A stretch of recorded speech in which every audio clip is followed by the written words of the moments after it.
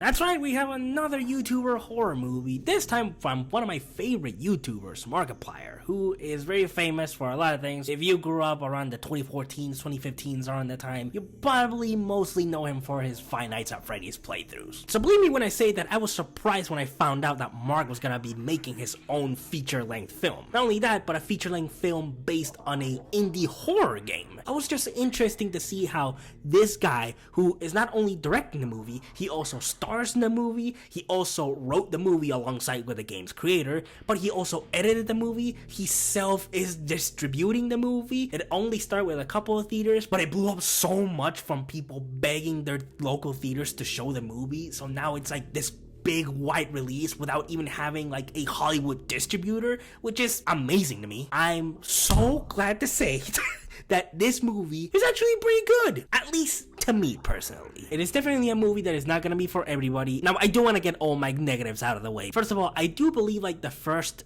10-20 minutes of this movie are a little bit too slow, and I was definitely a little bit worried about Mark's performance. Not that he was doing a bad job at the beginning, it was hard for me to separate Mark from his character Simon, so I was worried that I was gonna feel like that the entire movie. Thankfully, after those 20-ish minutes, the movie immediately picks up, and after that I start believing that I am watching Simon. I'm not watching Markiplier, the YouTuber, in a movie. No, I am actually watching this character pretty much go fucking insane in this submarine. I was very engaged on this whole mystery of this goddamn submarine and this goddamn blood ocean. I was like, what does any of this crazy shit mean? And I love it when a movie makes me really question a lot of things that happen in the movie. Like, even if there's no clear answer, even if the movie really asks you to really come up with your own interpretation, I find that a lot of fun. But yeah, if you're a Markiplier fan or you're a fan of the Iron Lung game itself, I think you're gonna enjoy this movie a lot.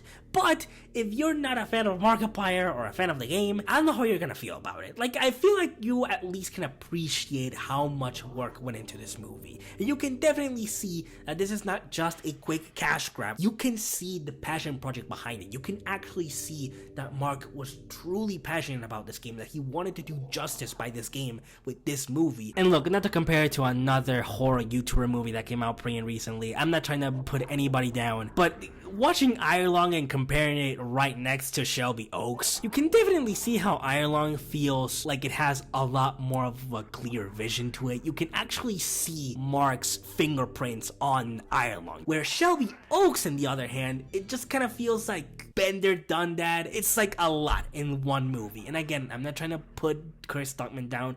He seems like a decent guy. Man, that movie just doesn't have a vision of